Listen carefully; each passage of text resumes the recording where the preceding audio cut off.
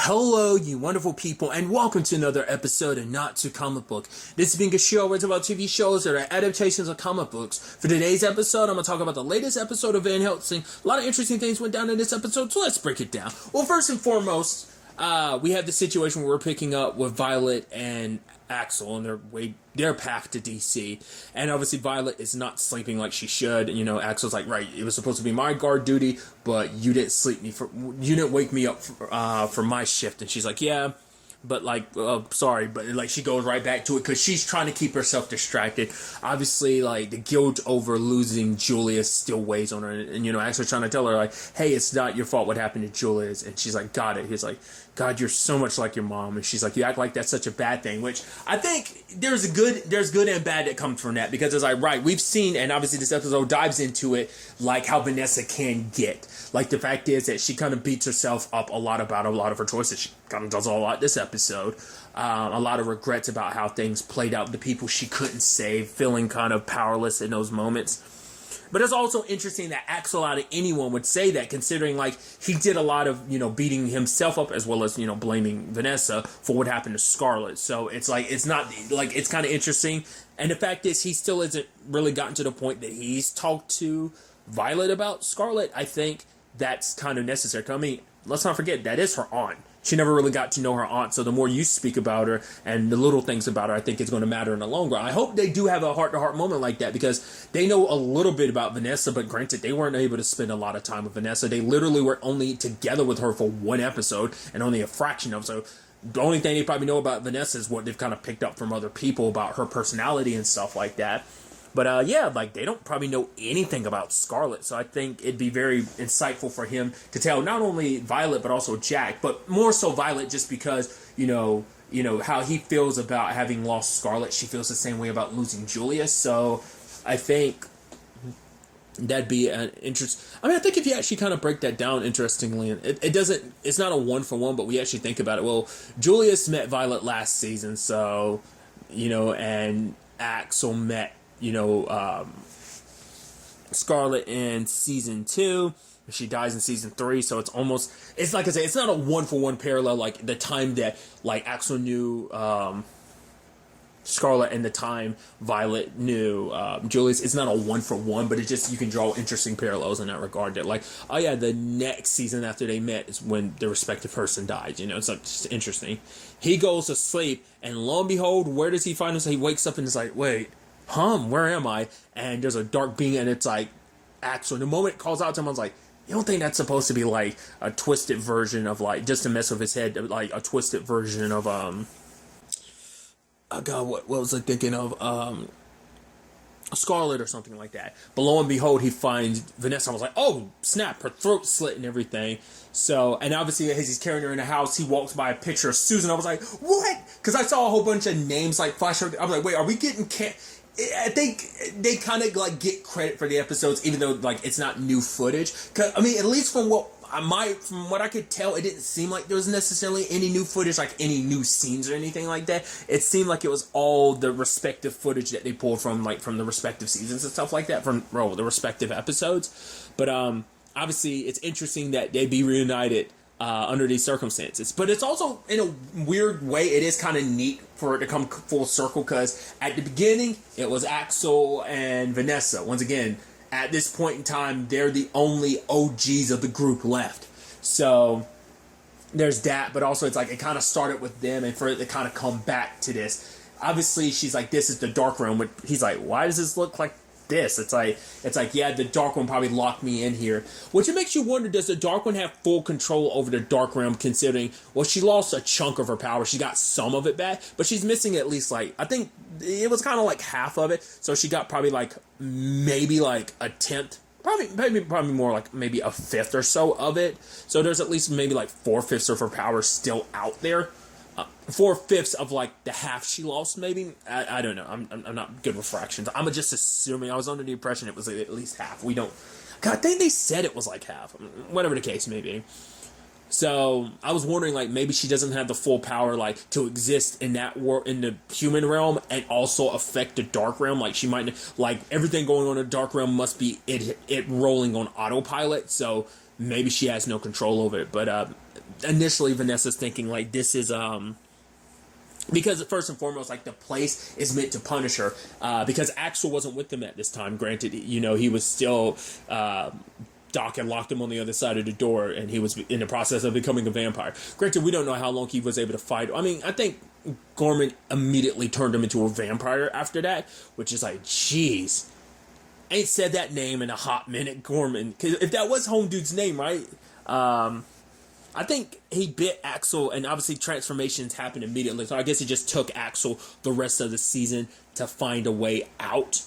But regardless, so Axel wasn't aware. Like he heard about everything after the fact, but hearing like, yeah, this is where Susan was killed by Sam, and so for her, this is one of like, and I like that it's. I'm curious how people feel about it. I'm sure some people are not going to appreciate this being like kind of quote unquote a recap episode. I guess I'm kind of used to them. Like, it doesn't happen in television a lot. Sometimes it does, but they do interesting things with kind of recap episodes, and in a sense of like, oh, here's some flashbacks and stuff. I mean, it also makes sense considering like this is like the final season and everything, kind of looking back at Vanessa's journey, especially because we haven't had a lot of time with Vanessa like since like halfway through season 4 was the last time, and obviously little voiceover lines in the finale is about it. So I'm curious. Like, I'm sure some people won't sit well with it. I mean, I think I'm used to it because I know there's quite a few long-running animes that do that. They have like a recap episodes, but also like TV shows do this when they kind of run for a long time, where they kind of recap stuff and use it to kind of progress certain points in the story further. And that's kind of what we're doing in this case, progressing Vanessa's story because for her, she realizes like a lot of like. For her, she feels like the moment, like, the way she handled things with Sam, she's like, if I had basically killed Sam when I should have, we would not have had to deal, like, because she wanted to not kill him because it's like, right, we're not monsters like him. We'll leave him to die, which is like, I think that's, I guess, in the grand scheme of things, I don't know what I said back then, because once again, that's like, that was... Ooh, the prime year of 2016. It's like, that feels like forever ago. Especially considering, like, that's actually when I started doing these reviews, was 2016. Specifically in February. So just an interesting tidbit of information if you're unaware. So the fact is, that's also the thing, because this is like one of the few shows I can say, like, I've reviewed every episode of. Can't say that about every other show, because some shows I started, like, whenever I started doing reviews and stuff like that. Some I started later. It's a whole thing. No point in, really getting into it, but it's just interesting to think about that this is one of those shows I've reviewed every episode of. But regardless, what I think is so fascinating is, like, her need to, like, not kill him, try not to be a monster like him, led him to eventually become the monster he did, and he caused so much death and destruction. It's a victim she will never really know, but, I mean, Muhammad was kind of a victim of him, but also, your boy Felix. Never forget Felix, R.I.P. You never forget. Never forget, like, being tormented and everything by Sam and trying to become his replacement Muhammad and everything. So, but obviously for her, it's like my need for anger and revenge consumed me. And, for her, that's where, like, her path towards darkness started. Like, she even kind of recaps a little bit about, like, when it came to saving Dylan, like, in the very, very beginning of this series, like, when she kind of initially got bit. I forgot, we don't find out about that until because episode 2 was the recap of how we got to where we were in season 1 the first episode. If I remember correctly, like, yeah, because the show starts with her already asleep, the 3-year time skip after the Rising, and then the second episode is when we find out Vanessa's story, how she got to where she is, in the coma and everything, being, Sleeping Beauty, as Axel refers to her as. But, saving Dylan, it's like she was trying to do her best to protect her daughter, like that's why she fought so hard. And in the long run, if she knew what she knew now, she would have just wished that she and Dylan had died, because it would have saved them so much pain. Because obviously, to meet her daughter again under circumstances, Rebecca set that all up, but it's like, for her, it's like, you can't save someone that's already lost. But her unwillingness to kind of accept that Dylan was lost, trying to save her, made her do some crazy things. She killed that father. Granted, she didn't know he had kids at the time. Granted, he shot Dylan, but still, fed him to Dylan to save her, and then ended up turning her, thinking like, oh, I saved her again, and just for her to die. It's like, and even Vanessa pointing out the irony of it, like, I was supposed to save her from the darkness by bringing her back into the light, but light is ultimately what ended up killing her, That's the sad, harsh reality of the circumstances. Because that's like, because I even love that bit between Vanessa and Axel. I was about to call him Alex, but Axel and Vanessa, where it's like, how do I know you're not a figment of my imagination? How do I know you're not a figment of my imagination? And then they kind of laugh about it a little bit, but it's like she found out about, for one, Julius being dead, which is like, it's like, right, he was only thing bigger than him was his heart. It's like he sacrificed himself not just to save Violet, but to save all of us. So hearing that, and also that the Dark Ones in DC and Jack and Violet are on their way, but for her it's like, no, I need to go, I need to get out of here. It's like, for her it's like, I'm not going to lose another child to this darkness, to this world and everything. I was like, I already lost one daughter, I'm not about to lose two more. I'm not going to lose either one of them, I think maybe on some level you can think of it as like, she has a second chance at being a mom. Again, I mean, I think regardless of what happened to Dylan, like, you never just stop being a mom, regardless. I mean, because the last time she had any slight interaction with Dylan was in season 3 when she was on the hook, and she was like, the hook was stuck and she was healing around it, so she couldn't get off, and she started seeing like she saw John, did she see Susan? I think she might. Yeah, I think she saw Susan. There's also Julius and Dylan she saw. But, regardless, I kind of went on a bit of a tangent there. I kind of lost my train of thought. But, right, it's just not wanting to lose another child is kind of the whole point of it. And even talking about her and Axel's relationship, it's like, you and me, like, we always find our way to each other. There's always been this connection because it's like, the conversation is of why Axel is here. And then she starts wondering, like, well, because Axel had kind of like thrown it out there of like, what if she's a lot more in control of this place than she thinks? It's like, you chose, but also, or at least maybe she's the one that tossed that out there, that maybe she's in more control of this place. Like, maybe that's why Axel is here, because she brought him here. Because she's like, yeah, when I was facing off against that thing, I was wishing you were here, and lo and behold, you're here. Because for her, it's like, you're the one that's always had my back. I've always relied on you since the beginning. Like, you were there. You looked after me when I was, asleep for those 3 years. That mission, even though that wasn't necessarily your mission anymore, you still stuck with me.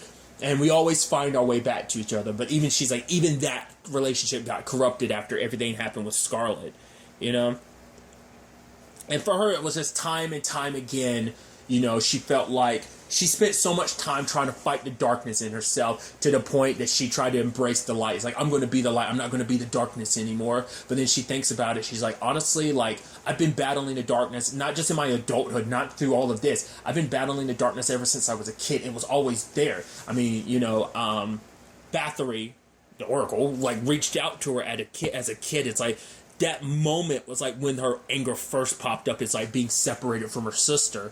Like, it's like these people who aren't even my real parents taking me away. And it's like, because she was a kid, she didn't understand, and like her anger. So, even back then she was a candidate, and Bathory was so interested and invested in her, considering, I don't know if she knew at the time everything that went into Vanessa and Scarlet. Well, more so like Vanessa. I don't know how, well, because granted, I don't know if they knew about, I don't think they knew about Violet and Jack back then. I could be mistaken. I don't remember. I should know since I rewatched season 4 prior to this season.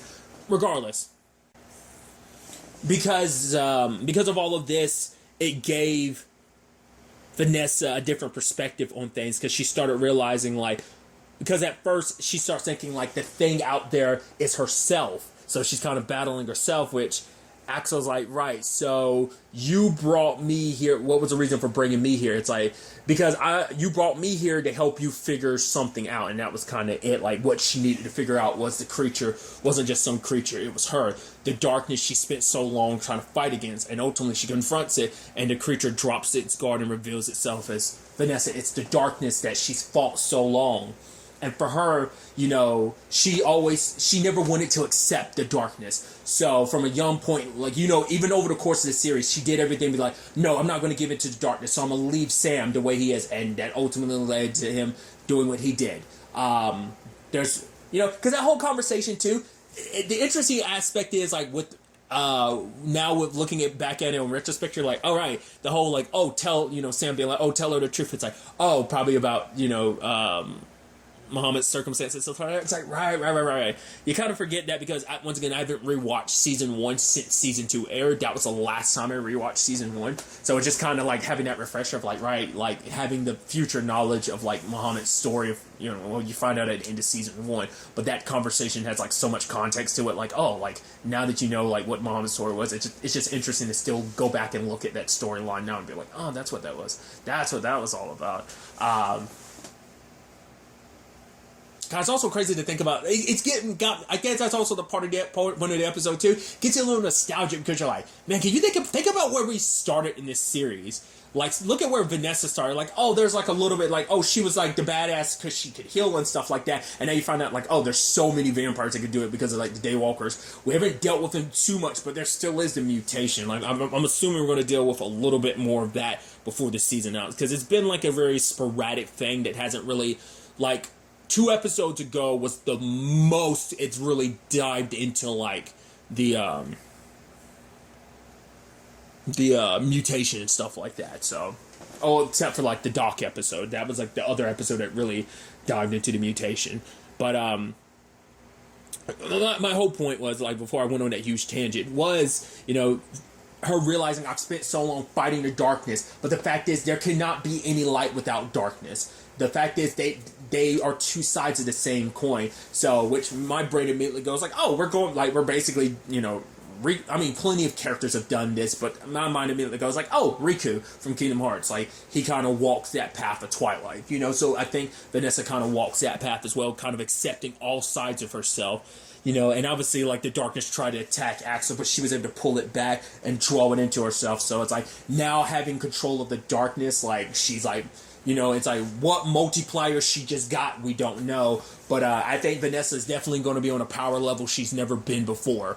Now that she's like, because she spent so long denying a part of herself, that darkness, she's been kind of handicapping herself most of the series. But now that she's kind of accepted it, I guess like that power, like accepting the darkness also allows her to kind of tap into like because it's so interesting because so many people demonized her over that darkness, whether it was Lily, whether it was Axel, everyone telling her not to give in to the darkness, but the point is to accept the darkness because it's always been a part of herself, but taking control over it, recognizing and understanding that's a part of herself and no longer denying it is where her true strength comes from. That's the power that she's going to need to protect everyone she cares about to end all of this once and for all. So...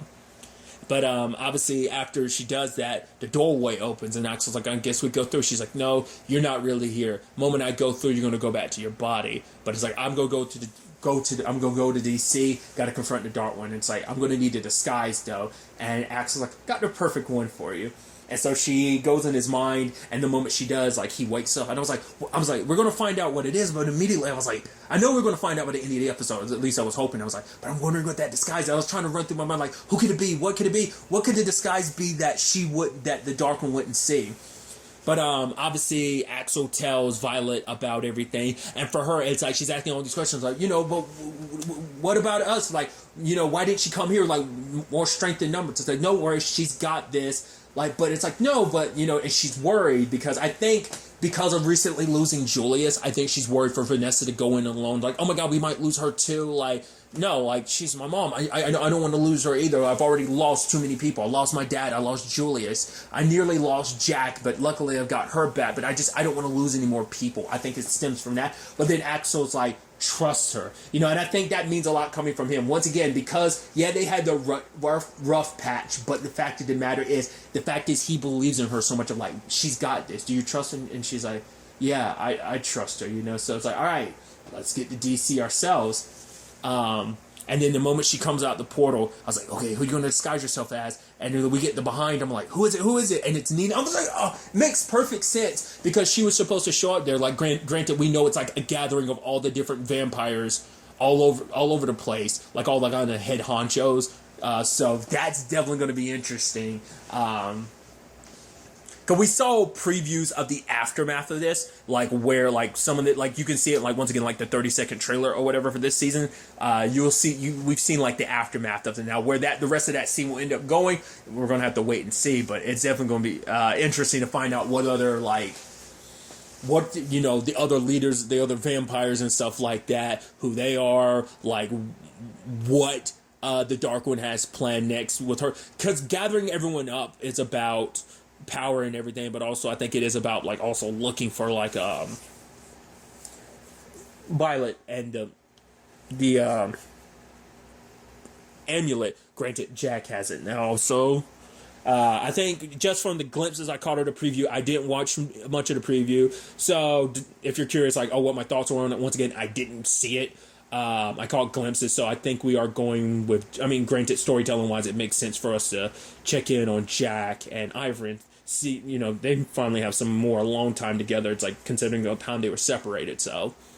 What that kind of, what happens in that episode, we'll ultimately have to, wait and see what they come to cross paths with. But something interesting I've thought about too so far is like aside from the everything in the past, there haven't been many civilian interactions because it's mainly like one-off characters here and there. I don't know whether that's just kind of like a byproduct of like they were most likely filming this during the pandemic. Like, probably at the height of the pandemic, maybe in certain cases, production-wise. I don't know how much they got done before they had to shut down at certain points, but it's like, that's probably why there's not too many, like, just random characters. But you get, like, some new characters here and there, but you get, like, the core main people. But I think it's so interesting because, like, we haven't really interacted with too many, like, regular human beings out and about. I think that's so interesting, but I think that's probably just story. They probably, like, done that production-wise just so they wouldn't have too many people on the scene because there's already a lot of, like, people on set because of a crew. So